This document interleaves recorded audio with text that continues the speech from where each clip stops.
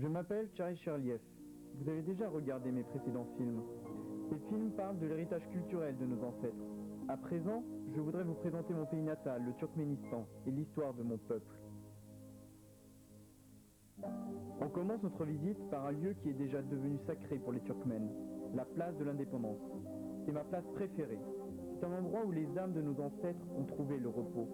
Un peuple qui ne garde pas les souvenirs de son passé, qui ne fait pas honneur à ses traditions et qui ne les étudie pas, compromettra son avenir. C'est pourquoi je voudrais vous parler de ces gens qui sont les pionniers de la nation turkmène, les hommes d'État, les généraux, les philosophes et les poètes. Comme j'aimerais les rencontrer, être témoins de leur glorieux destin, de leurs souffrances et de leurs rêves.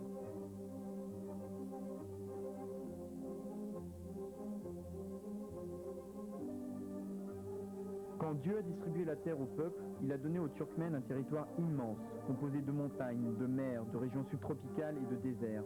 Et Dieu a ajouté: du très fond de cette terre sainte, des richesses étonnantes et innombrables vous attendent.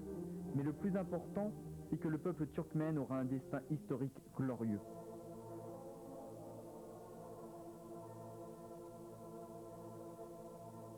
Si j'avais l'occasion de leur parler, je leur demanderais: qu'est-ce qui attend l'humanité au troisième millénaire? Les guerres sanglantes ébranleront-elles encore le monde entier? Entendrons-nous encore les pleurs et les larmes des mères et des enfants? Je sais que tous les peuples doivent s'attendre à mieux, que nous devons vivre paisiblement et travailler dans notre maison commune, la terre, et se rendre visite les uns les autres.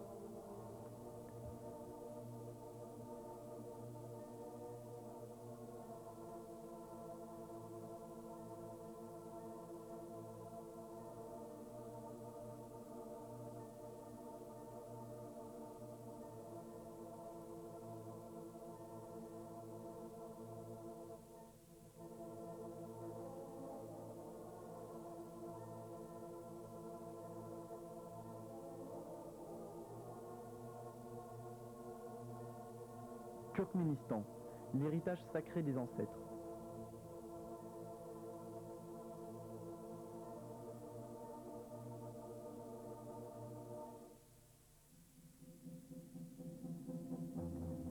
Dans l'histoire de toute l'humanité, les grandes civilisations ont laissé des traces. Jeytun, au 6e siècle avant Jésus-Christ, Altyn Tepe, Margouch, Anao. Elles sont issues de civilisations de l'âge de bronze. Il y a aussi des villes connues dans le monde entier, comme Merv, la capitale du royaume des Parthes, Nissa, qui connut son apogée au 3e siècle avant Jésus-Christ. De ces civilisations, nous pouvons encore admirer les œuvres magnifiques des architectes turkmènes, le mausolée de Sultan Sanjar, la tombe de Turabek Kanim, les mausolées d'Abou Vasla et d'Abou Saïd, d'Ibn Zeid et des assistants du prophète Mohammed, les Jashkab ou bien encore les Karmansaray et les ruines des anciens palais. Ils font tous partie du trésor de la culture mondiale. Ils sont tous des témoins silencieux des générations de Turkmènes, rappelant aux hommes les racines du peuple turkmène. Le territoire du Turkménistan actuel est le lieu de naissance de l'un des premiers États du monde, après l'Inde et l'Égypte. Les sources historiques nous montrent que sur le territoire de notre pays, au 3e siècle avant Jésus-Christ, il y avait un grand État turcophone qui s'appelait le Touran. C'était la période où toutes les tribus des Touraniens, telles que les Sakis, les Massagètes, les Dakis, les Sarmates, se réunissaient autour du grand chef antique Okusran, le père de tous les Turkmènes.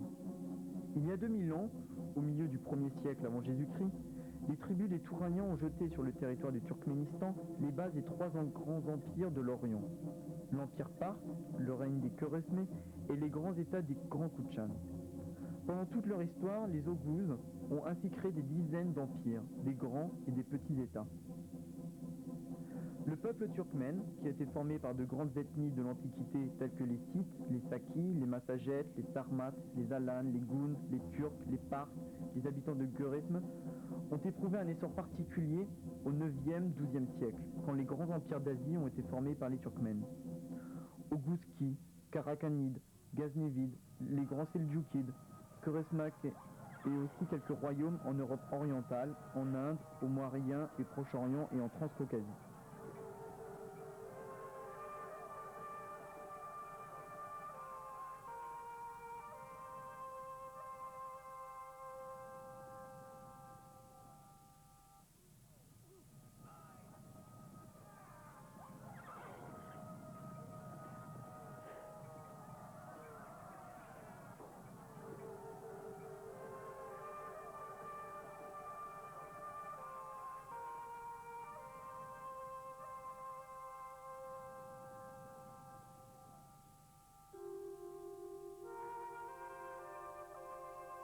L'épanouissement des civilisations a provoqué la migration et l'élargissement des frontières.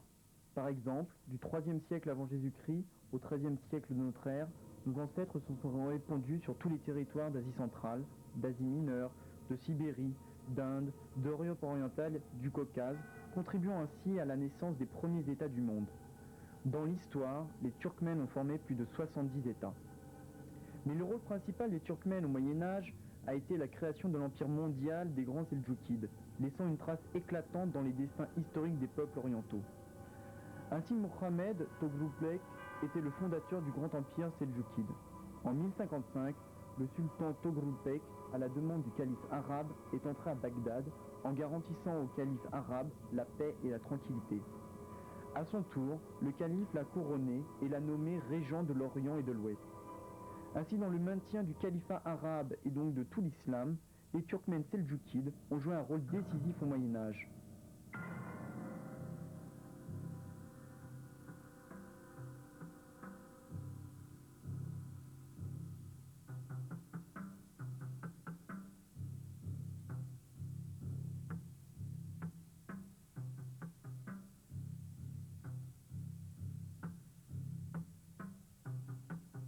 Alparslan est le deuxième sultan du grand empire seldjoukide, sous le règne duquel, en 1071, eut lieu une grande bataille entre les Turkmènes et les armées byzantines. Les armées byzantines défaites, l'empereur fut emprisonné. Le dernier sultan du grand empire seldjoukide était Sultan Sanjar, au XIIe siècle, que ses contemporains surnommaient le deuxième Alexandre le Grand.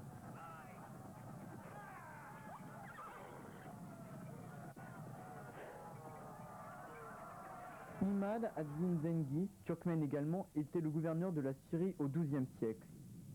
Avec les musulmans, il a vaincu les croisés. Osman Ghazi de la tribu turkmène Kayi a vécu entre le XIIIe et le XIVe siècle et il a fondé l'État turkmène ottoman.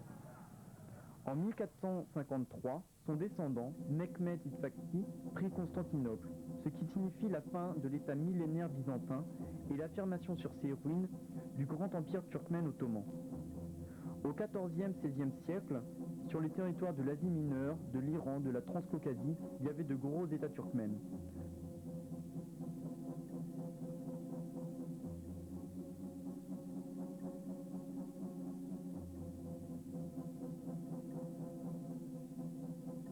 À Konouli, dont le gouverneur était Uzun Kasan, et aussi l'État Karakonouli, dont le grand gouverneur était Kara Yusuf.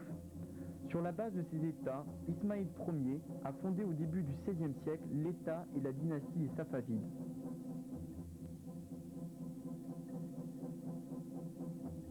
Bayram Khan était un homme d'État célèbre de l'empire des grands États mongols en Inde au XVIe siècle. Le fondateur de l'empire de Nadir était Nadir Shah, au XVIIIe siècle de la tribu turkmène Afshar. L'un des fondateurs de l'état des Mamelouks en Égypte au XIIIe siècle était un homme d'état remarquable, le capitaine Aybak. On pourrait énumérer à l'infini le nom de ces hommes éminents du Moyen-Âge d'origine turkmène. Tous les peuples les ont inscrits dans leur mémoire, même longtemps après. Pendant 5000 ans, partout dans le monde, les Turkmènes vivent, et ils laissent une trace considérable dans la langue, la culture et les coutumes de ce peuple.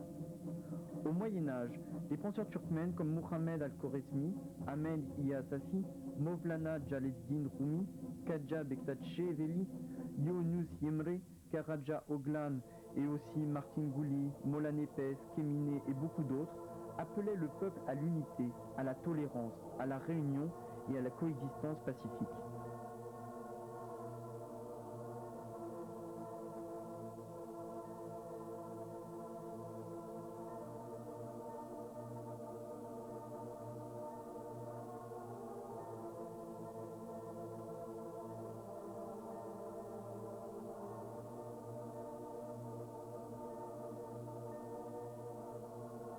Actuellement, l'étude de l'héritage culturel du Turkménistan fixe l'attention du monde entier. La conférence internationale L'héritage historique et culturel du Turkménistan, qui a eu lieu en octobre 2000, était un grand événement dans la vie des Turkmènes, auquel de grands savants du monde ont pris part. Cet événement a confirmé encore une fois que l'attention du monde entier est fixée sur le peuple turkmène, qui possède une culture forte et ancienne et qui passe par le chemin de la neutralité et de la construction. Le décret du président du Turkménistan, Saparmurat Turkmenbashi, sur la création de l'Institut d'État international sur l'étude de l'héritage culturel des peuples du Turkménistan, d'Asie centrale et d'Orient, marque une étape importante. Le Turkménistan possède plus de 30% des réserves mondiales de matières premières en hydrocarbures. Toutes les branches de l'industrie et de l'agriculture se développent très vite. Nos villes se renouvellent à une vitesse fantastique. Le niveau de vie augmente, la culture nationale s'épanouit. La décision unanime de l'ONU a donné le statut de neutralité permanente au Turkménistan en 1995. Le président du Turkménistan est Saparmurat Atayevich Niazov. Le Turkménistan se situe en Asie centrale. Son territoire est de 491,8 km². La population est de plus de 5 millions d'habitants. Les représentants de plus de 100 nationalités vivent ici en paix et en harmonie.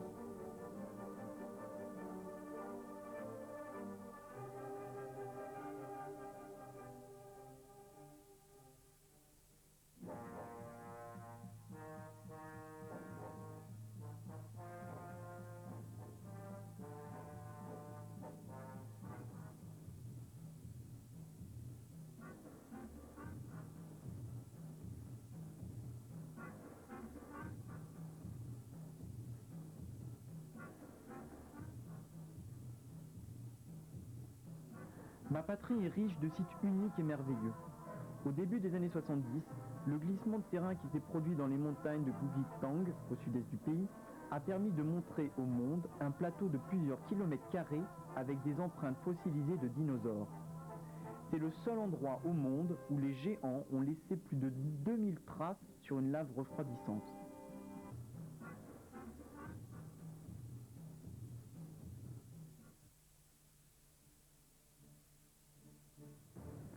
Le visiteur, qui viendra à la capitale du Turkménistan, Ashkhabad, aura envie de visiter le lac souterrain Govata, avec de l'eau hydrogène sulfurée, située dans une grotte non loin de la capitale, fonctionnant depuis des dizaines de milliers d'années.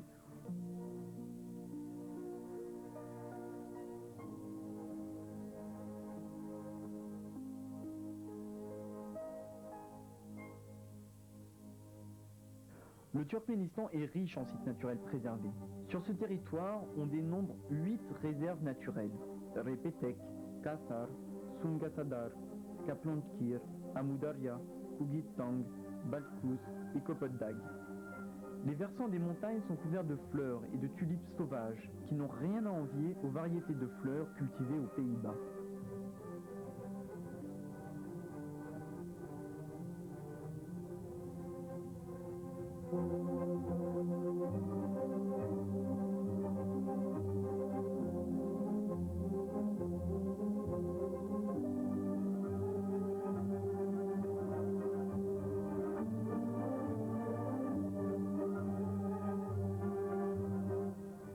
Les nouveaux hôtels 5 étoiles, avec au choix une cuisine européenne, orientale et turkmène, sont au service de nos visiteurs.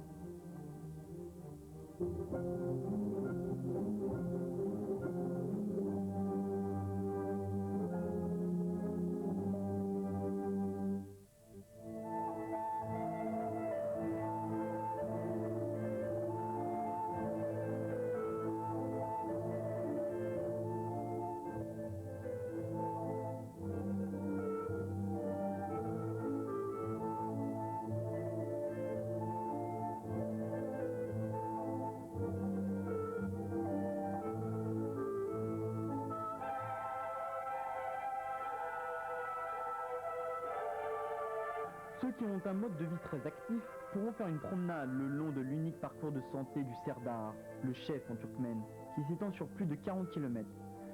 Lors de la compétition internationale, le premier arrivé recevra le prix Aral Teke.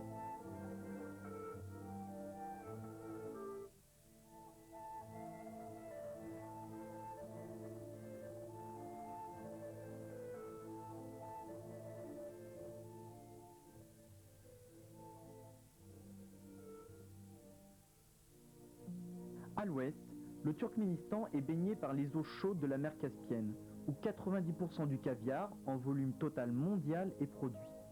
Les visiteurs pourront participer à la pêche dans la Caspienne.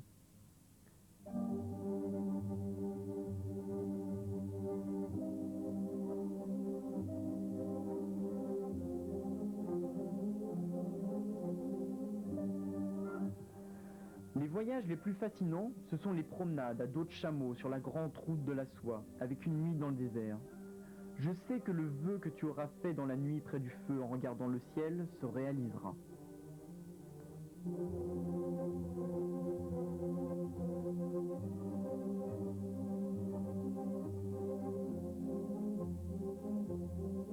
Les dons généreux de la terre turkmène, les melons, le raisin, les vins et cognac ont été honorés plusieurs fois aux expositions internationales.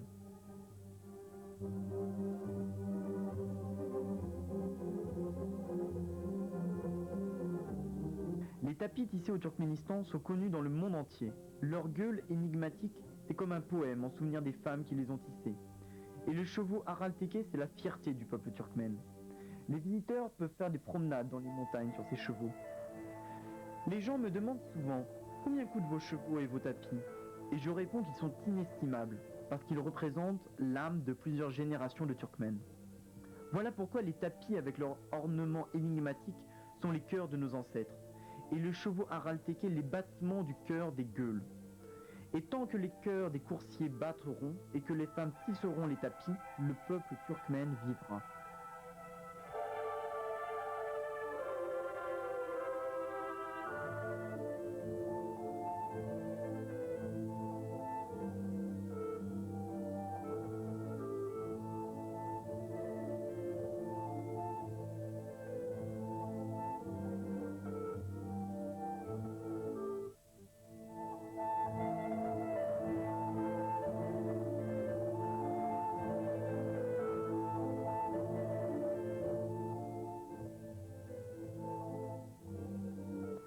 La connaissance de la culture originale avec l'art, les coutumes et les traditions du peuple turkmène sera intéressant pour vous. À chaque fête nationale, le doutar, instrument de musique, est présent. À toutes les époques, les Turkmènes prenaient leur doutar, qui symbolisait leur patrie, et avec qui l'homme partageait ses joies et ses tristesses. Les sons du doutar arrêtaient parfois les guerres et les massacres. Maintenant, le doutar est considéré comme un symbole national turkmène.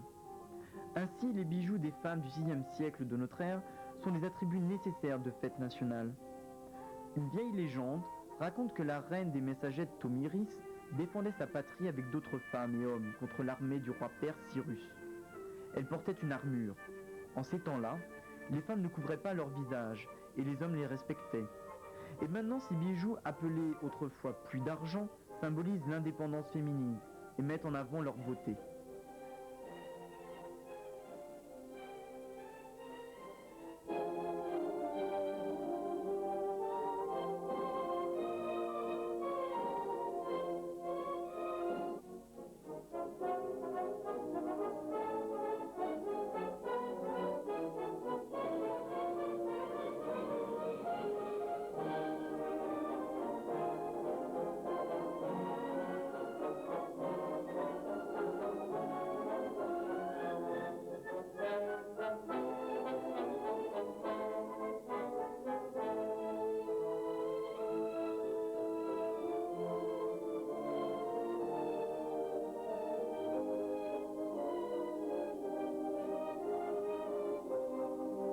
Vous retiendrez le goût extraordinaire des plats turkmènes préparés au feu de bois.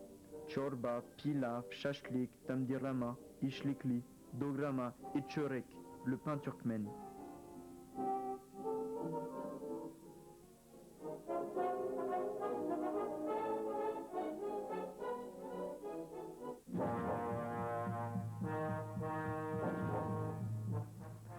Les faucons de chasse turkmènes Balaban et les chiens de chasse Tazi sont connus dans le monde. La chasse aux faucons est une vieille tradition. Notre club des amateurs de la chasse aux faucons est devenu membre de l'Association internationale des chasseurs. Ce club a gagné plusieurs fois des compétitions internationales. Vous vous souviendrez de la chasse aux faucons dans le désert du Karakoum et des chiens de chasse, les Tazi.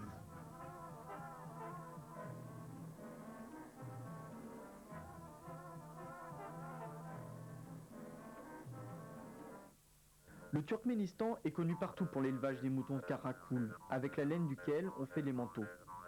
De nombreux voyageurs venaient au Turkménistan pour acheter la laine d'or, l'astrakhan. Les moutons sarrajines ont une laine blanche qui est composée à 80% de duvet et à 20% de fibres. Les tapis turkmènes sont fabriqués avec de la laine des moutons sarrajines. Les chiens turkmènes, à la baille, aident leur maître à garder des troupeaux de moutons. L'apparition de cette race remonte au 2e millénaire de notre ère. Pendant les fouilles sur le site d'Altin-Dépé, les archéologues ont trouvé dans les couches datant de l'âge du bronze des os de cette race de chiens. Les Alabaïs font peur aux loups. Certains d'entre eux peuvent atteindre la taille d'un ours. Seule une bande de 3 loups ou plus peut tuer un Alabaï, et jusqu'au dernier moment, il défendra la maison et le troupeau de son maître.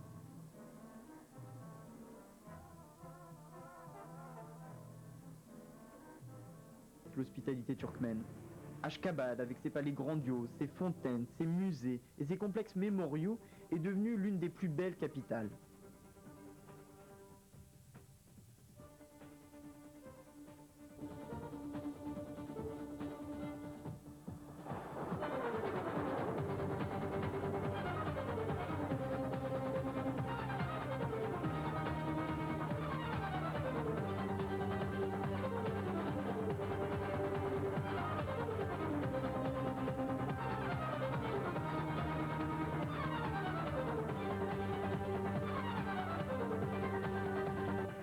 Le soir, une promenade dans les rues et les allées, illuminées de différentes couleurs, restera gravée à jamais dans votre mémoire. Je vous ai fait connaître l'histoire de ma patrie, mais je ne vous ai raconté qu'une petite partie de ce que vous pourrez voir en visitant notre pays.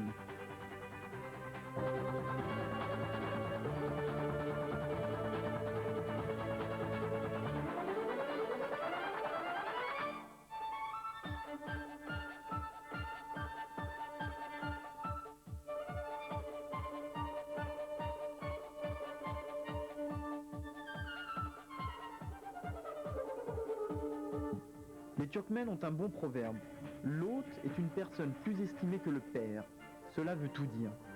Déjà au XVIIIe siècle, un poète turkmène écrivait « Ici, la fraternité est une tradition, et l'amitié est une loi.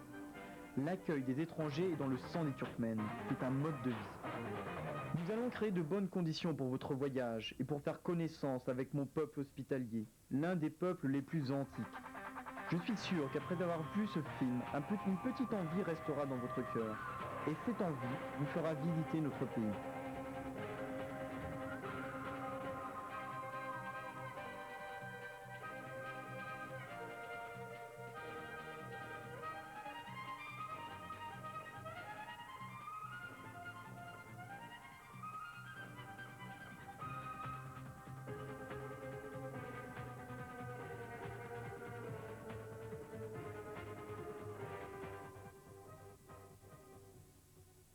L'héritage a laissé une trace dans nos cœurs, et le devoir de notre génération, c'est de continuer le travail de nos ancêtres.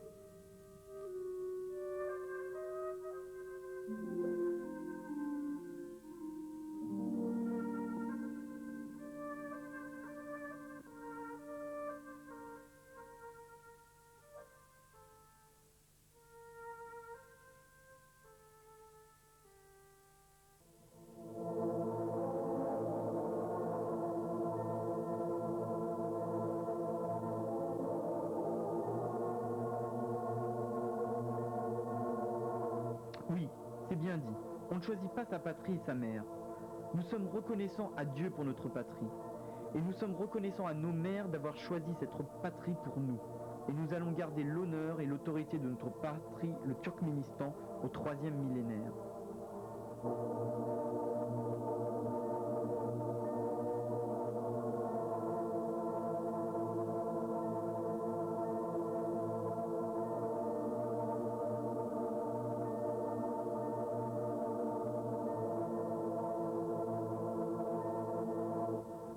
Le film va continuer.